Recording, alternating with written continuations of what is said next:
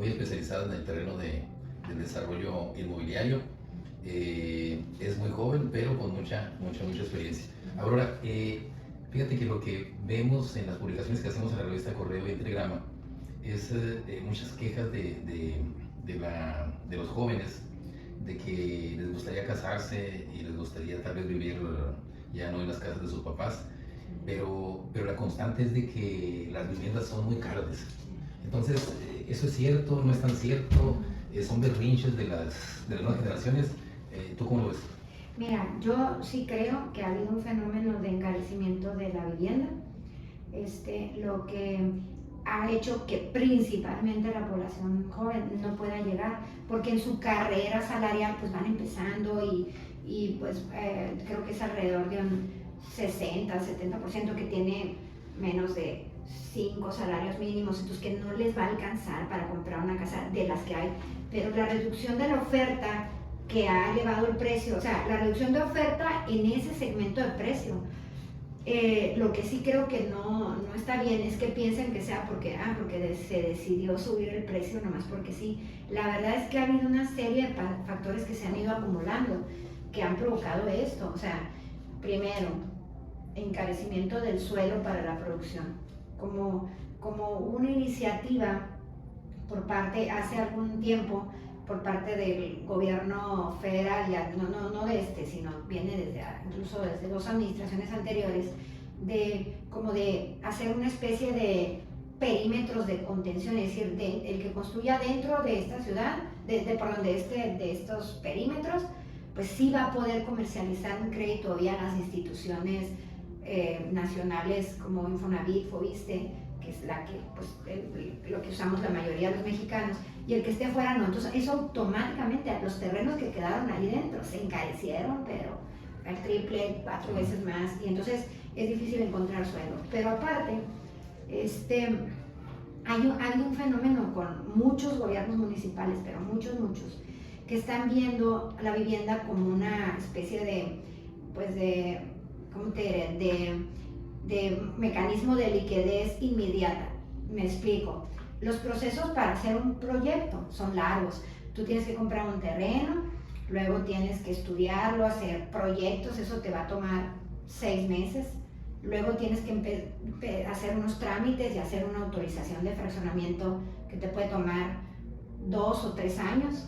Y luego después de eso empiezas apenas a construir. Entonces tú tienes que visualizar a qué precio vas a vender en 4 o 5 años, 4 años, vamos a poner.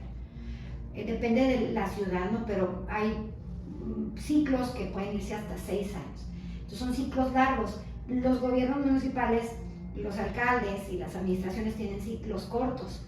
Entonces cuando tú vas con un proyecto de vivienda, pues ellos dicen, pues ¿para qué te voy a ayudar? Ni lo voy a ver.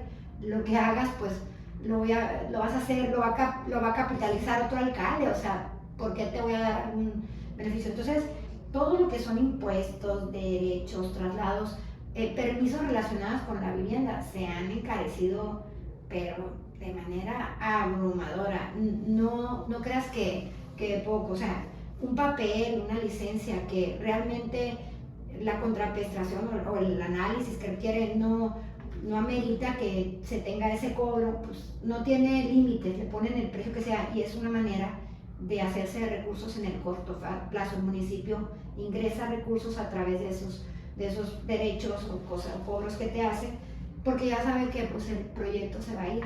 Y todo eso, pues los tiempos de autorización, desafortunadamente muchos municipios no han tenido la visión de ponderar o de valorar lo importante que es que exista vivienda para el desarrollo económico de la ciudad, deja tú para el desarrollo urbano, para el desarrollo económico, porque muchas plantas, maquilas y demás, cuando analizan un punto para dónde invertir, pues ven si va a haber vivienda para sus trabajadores o no, y si no hay vivienda, pues no van a invertir. Entonces no tienen esa visión. Creo que con el mensaje que se trae ahorita con el programa de vivienda, bienestar, se está mandando un mensaje muy fuerte a los municipios de, oigan, este tema es importante, no va a haber desarrollo económico si no hay vivienda.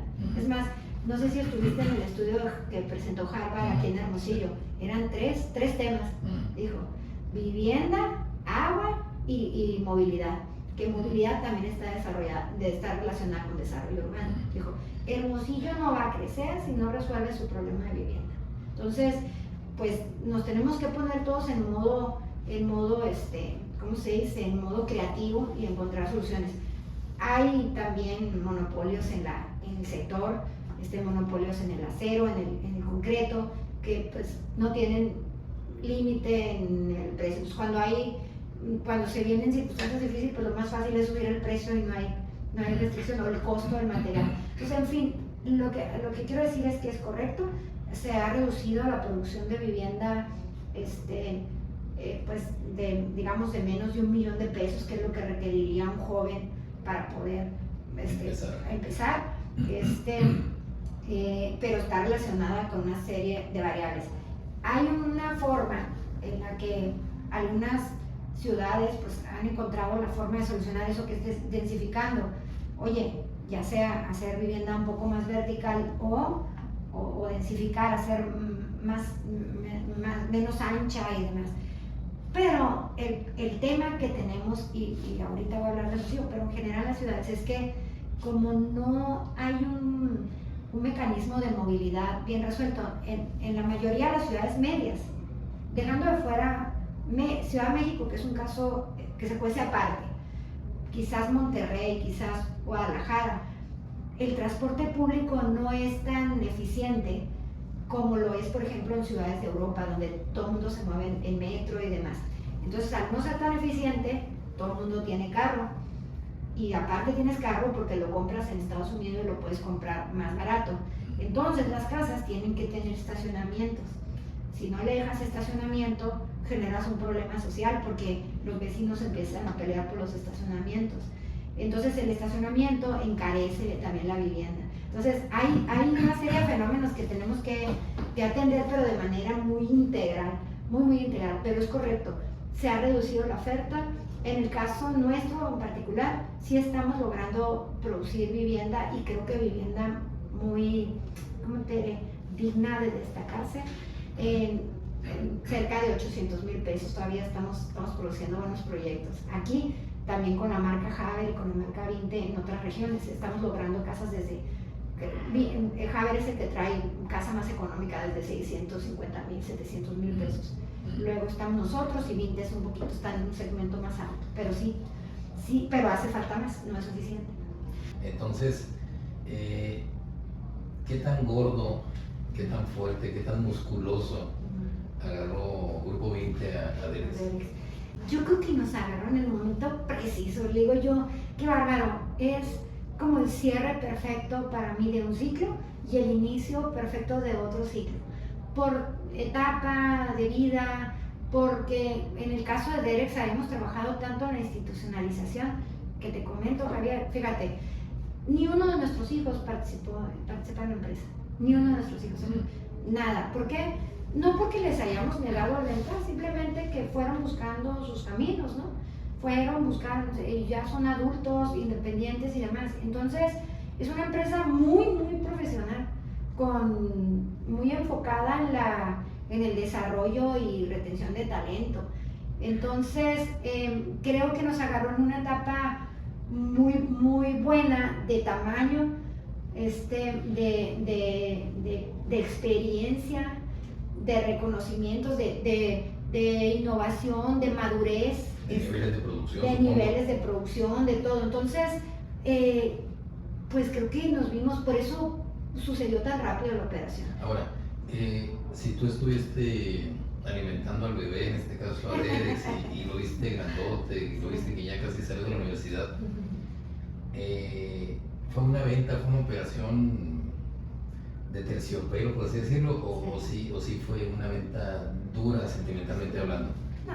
No, fíjate que, bueno, te doy antecedente de los accionistas de Vinte primero. Son personas que, algunos de ellos que yo conozco desde hace mucho tiempo, desde la empresa donde trabajaba antes,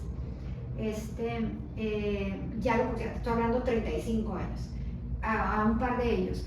Y a otro que es el presidente del consejo, pues desde la prepa, porque estudié la prepa en Mexicali, entonces de ahí, de vista de la prepa y lo que tú quieras. Entonces, aunque éramos, digamos, empresas que se puede pensar, competidores, ellos estaban en otra región, nosotros acá, me tocaba coincidir mucho en las cámaras, en ciertos organismos y pues tenemos amistad de años y luego de gestiones conjuntas, peleas conjuntas que habíamos hecho a favor del sector. Entonces, digamos que es gente que conozco desde hace mucho tiempo. Y luego pues vienen de la misma empresa de donde yo me salí en su momento, ellos también dieron el paso a ¿cómo se dice?, a independizarse. Entonces, de alguna manera somos hijitos de un mismo padre o de una misma familia, digamos. Entonces, hay cosas que conservamos comunes, o sea, formas en la cultura que conservamos aunque hayan pasado muchos años y que hemos evolucionado, pero tenemos afinidades, digamos, de valores, de background en cuanto a que somos norteños. Ellos también iniciaron en Mexicali, aunque luego ya se fueron al centro de la República, pero son cachanillas. Somos algo de la forma y la cultura que se nos quedó enraizado ahí de la otra empresa. De hecho, las raíces de ustedes son de Baja California, ¿no? Sí. ¿Se puede decir? No, fíjate que de aquí, pero nos fuimos a Baja California. Pero yo soy totalmente hermosillense. Totalmente, pero sí vivía allá. Con orígenes de Ciudad Obregón. De Obregón y de Hermosillo, eso sí. Pero yo soy hermosillense, yo nací aquí. Algunos hermanos míos de Obregón. Bueno, el caso es que la conversación fue fácil en ese sentido, porque existía confianza, valores compartidos, y bueno, y pues nos conocemos, había convivencia, entonces fue muy directa el estilo, no creas que ay, no sé, no sé cómo alguien se puede imaginar una conversación, pero fue un diálogo muy norteño, muy, a ver, esto no va a funcionar, esto sí, a ver, vamos a vernos en Ciudad de México, vamos a hacer. Y bueno, en estos procesos, ellos lo que pasa es que contrataron un despacho allá nacional, que yo imagino que fue el mismo despacho que hizo una cosa que es un proceso que se llama due diligence. Sí, ¿no? Lo hicieron con Javier en su momento y lo hicieron con nosotros. Y justamente nosotros estamos en el proceso de ir por el galardón de mejores empresas mexicanas, que lo obtuvimos, el galardón el año pasado. En noviembre pasado. Bueno, pero estábamos alistando todos los formatos de mejores empresas mexicanas. Entonces, cuando nos empezaron a pedir información, estaba ya lista, porque ya lo habíamos hecho en el formato, ya de alguna manera, bueno, veníamos de años, pero digamos que traíamos un checklist, un orden de cómo acomodar las cosas, y lo entregamos a mejores empresas mexicanas y lo entregamos a 20 en simultáneo. Entonces teníamos un orden y fue fácil. El proceso muy fácil. ¿Quiere decir que tuviste un cierre ciclónico de año? El 2025. Sí, porque hiciste la operación. Como un demonio de Tasmania. Sí, porque hiciste la operación esta y además estuviste festejando lo que esta empresa, que es de las mejores empresas mexicanas. Entonces, fue un cierre de año pues espectacular, justo cuando la empresa cumplía que 25, 26 años. 26 años. Sí. 26 años. O sea, ya era mayor de edad. Ya mayor de edad. Sí. Tú has cubierto, he visto que has cubierto el reconocimiento de mejores empresas mexicanas y creo que puedes ver el perfil de las empresas sonorenses que lo han recibido. Sí. Y creo que eso te dice algo del esfuerzo que toma acceder a este galardón. Era algo que yo quería, era algo que yo soñaba. Ya había intentado el año anterior, pero la verdad es que nos inscribimos muy tarde. Entonces, cuando vimos el cuestionario, no alcanzamos a tener todo listo. Pero para el siguiente año ya sabíamos cómo era, entonces armamos la información con tiempo. Y bueno, es información que tienes de toda la vida, ¿no?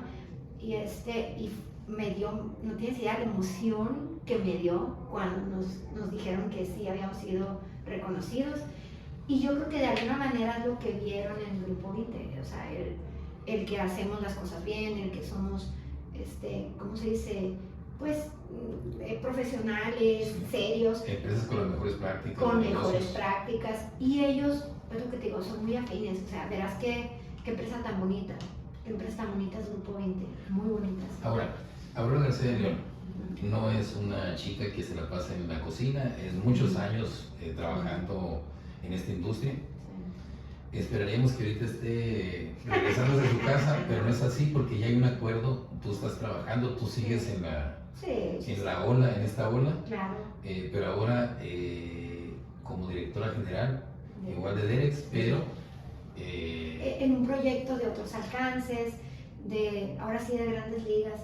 Le digo yo que siento que es como cuando el toro de Chihuahua, bueno, a ver si tus lectores saben quién es el toro de Chihuahua, sí, yo me cuenta que son jóvenes, pero bueno, imagínate, es como si el toro estuviera allá en el Chihuahua, qué diferencia que esté allá a que esté en Los Ángeles, o sea, en las grandes ligas. Entonces, es como también como una oportunidad de ver los alcances, porque pues es grandes ligas, estar en la bolsa, lo que ha hecho Inte es impresionante, la verdad.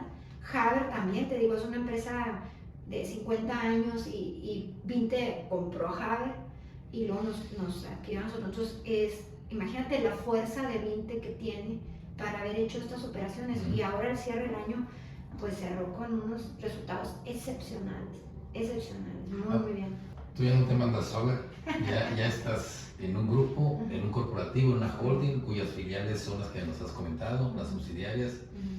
En este sentido, yo había escuchado, por información que sacamos periódicamente en correo y telegrama, que tú ibas a tomar las riendas de Canadevi aquí en la zona Sonora, en sustitución de Norberto Larrinaga.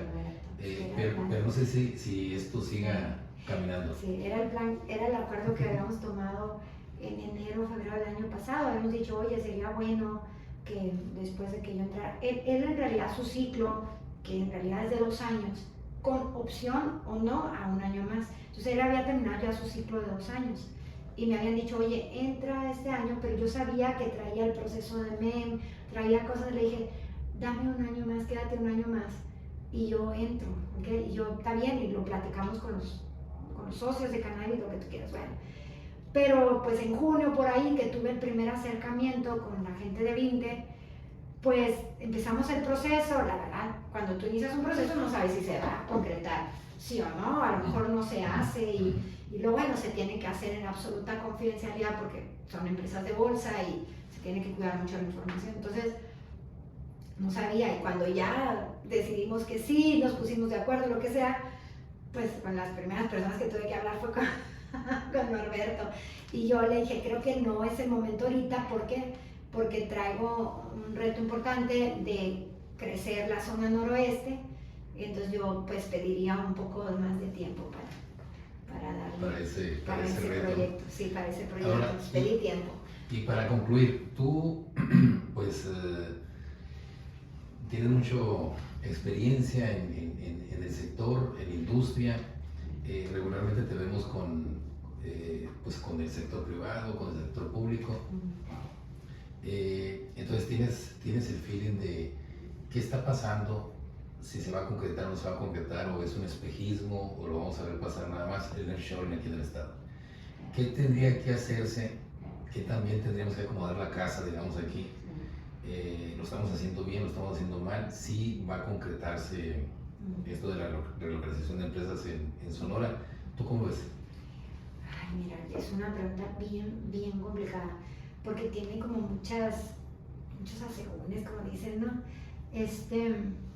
Yo creo, o sea, que está muy claro que Sonora tiene una posición privilegiada y que nuestro vecino del norte lo tiene muy claro, y que por sí sola, hace cuenta, aunque no hiciéramos mucho esfuerzo, algo se va a concretar aquí, algo. Creo yo que se tiene que trabajar muy duro, y veo que se están haciendo buenos esfuerzos en ese sentido, pero hay que trabajar un poco lo que decíamos, oye, lo que nos dijo Harvard, nos tuvo que venir a decir alguien de afuera, oye, tienen que resolver vivienda, tienen que resolver los temas de agua, de energía también, aunque hay capacidad de producción, pero nos falta resolver la capacidad de conducción de la energía, según los expertos, ¿no? de ese sector. Entonces, para que verdaderamente las empresas se vengan. Yo creo que algo nos va a tocar, o sea, no puede ser que el resultado sea cero, algo se va a notar. Tenemos que trabajar fuertemente las variables, pues, de seguridad, y de infraestructura, energía y agua, vivienda, desde luego. ¿Conectividad qué tal estamos? Conectividad, yo creo que nos falta todavía Estamos batallando bastante. cada vez más Sí, en necesitamos desarrollar, yo creo, los aeropuertos, los puertos. Sí nos hace falta todavía comparado con otras ciudades a las que me toca ir. Pues sí, tú ves el movimiento mucho más fuerte y Hermosillo, pues es una ciudad importante, o que es la principal del estado, ¿no? Pero Obregón, Nogales son ciudades importantes también. Entonces, no sé qué tanto vamos a captar, no sé, la verdad, me cuesta trabajo hacer un pronóstico en eso. Pero se están moviendo las cosas, sí, ¿o no sí, tanto? sí, yo sí veo movimiento, lo ves desde cuando viajas, no sé si tocan los aviones, ves gente, extranjeros visitando, o sea, sí te das cuenta que están viniendo al estado, es muy estratégico. Y luego el tema de la parte de energía solar y del viento, ¿cómo se llama? La eólica. Eólica. Creo que aquí es una zona que puede ofrecer eso a los sectores que tienen una cuota de vivienda, de hacer industria verde y demás. Necesitamos movernos rápido. Me preocupa o me ocupa, pues, más que me preocupa, o creo que tenemos que poner mucha atención a que la industria que venga, que no nos pase lo que Ciudad Juárez, que llegue con un desarrollo urbano ordenado para que no se nos colapse la ciudad por un crecimiento desordenado. Creo que le tenemos que meter mucho tiempo a la planeación urbana, a los planes municipales, para que lleguen y que sí encuentren el acomodo sea el adecuado, para que no nos conflictúe tanto la ciudad como pasa en otros lados, que crece y luego se revierte ese crecimiento exponencial como Ciudad Juárez, luego se cae. Es más, tú estás muy al cuidado de todo lo ecológico, lo sostenible, lo sustentable. En eso estás trabajando también, ¿no? Me he metido mucho a ese tema porque me apasiona y he estado últimamente leyendo mucho el tema de la depresión, de la ansiedad que están sufriendo la generación Z, los nacidos entre 94, 95 y 2010. Están teniendo pues crisis al llegar a su etapa adulta joven. Y bueno, hay muchas causas, ¿no? Pero una entre ellas, según algunos expertos, es que es el movimiento que han tenido los modelos de desarrollo urbano.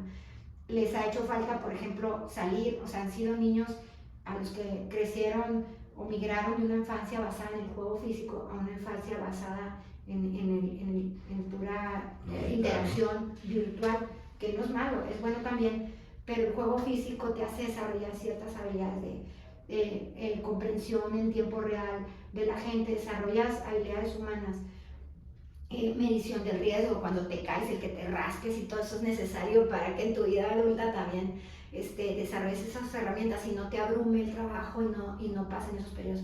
Se han disparado, bueno, ahorita los índices de ¿cómo se dice?, de suicidio en todo el mundo, es un fenómeno internacional. Entonces, desde el ámbito acá que estoy yo, de desarrollo urbano, pues le ponemos mucho énfasis a cómo diseñas los conjuntos.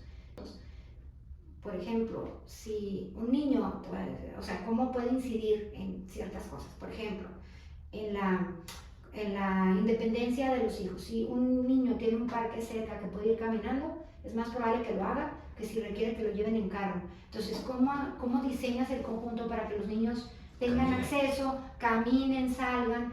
Hay un concepto que se denomina la transparencia en el conjunto, que los puedan ver entre los mismos vecinos, se cuiden. El trabajo en comunidad también tiene un fondo muy, muy profundo, y es que esas redes, mucho, ¿no? sí, nosotros le metemos, nosotros hacemos 2 reuniones vecinales, digo, en las 3 plazas al mes. El tema de que se conozcan los vecinos de una manera que no sea porque estaban haciendo ruido, porque te peleaste, no, se conocieron en un ámbito positivo, y que empieces a generar esas redes. Por ejemplo, puede ser la diferencia entre que una mujer salga a trabajar o no, porque puede dejarle el niño a la vecina, a apoyarse de alguna manera.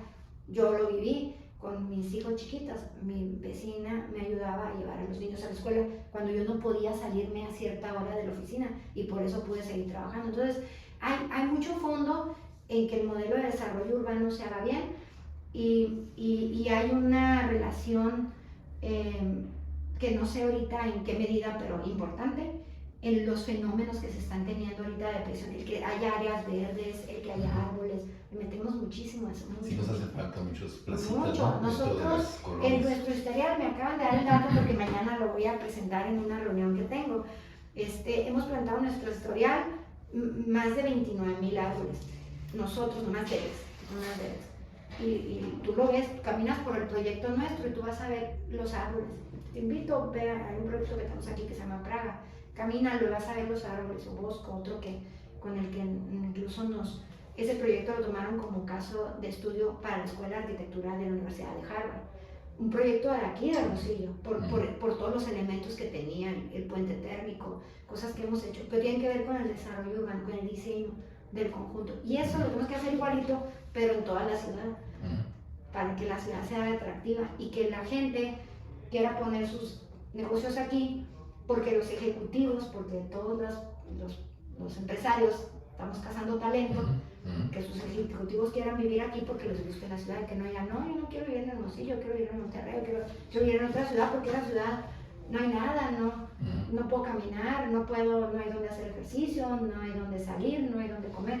Entonces tenemos que trabajar mucho en eso para maximizar el beneficio del nurturing, no nomás atraer inversión, sino que la que llegue ordenada y no nos haga un relajo aquí. Y que se quede. Que se quede. Y los factores estos como Estado de Derecho y mejora regulatoria, Sí, también. Sí, inciden mucho. Sí, también. Yo siento, o sea, digo, tengo una filosofía, que se llama actitud GPS. ¿Qué significa la actitud GPS? ¿Qué es? Cuando tú, y lo he comentado en otros espacios, pero bueno, cuando tú tomas un carro y le dices a dónde quieres llegar, el GPS te dice la ruta más óptima. Si te desvías poquito, el GPS te vuelve a calcular la ruta más óptima. Si le das en sentido contrario, te vuelve a decir tu destino que me dijiste está aquí, te vuelve a decir. El GPS se adapta rápido, no pierde tiempo, no se queja, no llora, no pregunta por qué a mí, simplemente recalcula. Entonces, ahorita con esos temas yo estoy en actitud GPS, ¿ok? Pues me estoy adaptando, no está en mis manos, desafortunadamente, bueno, o afortunadamente porque no sé nada de eso, ahorita resolverlo, me estoy adaptando y estoy tratando de, como empresa, pues, tomar las previsiones que podamos tomar. ¿Okay? Vamos a seguir invirtiendo en México, hemos pasado muchas crisis, ahorita se lo decía a Joseph. Le decía, hemos pasado muchas crisis, 2000, bueno, y desde antes de la otra empresa, en el 95, el 81, 95, el 2008, 2013, la pandemia, y seguimos, vamos a salir, somos muy resilientes como mexicanos, como cultura, como empresarios, vamos a salir. Entonces hay que seguir jugando para ganar, ¿no? Hay que seguir jugando, tener claro el rumbo, actitud GPS. Te agradecemos mucho, Aurora, esta oportunidad de la entrevista. Sí. Y como tiene muchos proyectos, pues vamos a estarla entrevistando muy frecuentemente porque pues se ve que ella siempre está con nuevos retos, con nuevas, y luego ahora más con bueno, que ya siempre has tenido ese alcance nacional, pero pues ahora más con esto de que hizo equipo, de que está haciendo equipo con jugadores pues más fuertes, más sólidos. Gracias, Aurora. No, al contrario, gracias a ti, Javier, siempre un gusto. Gracias.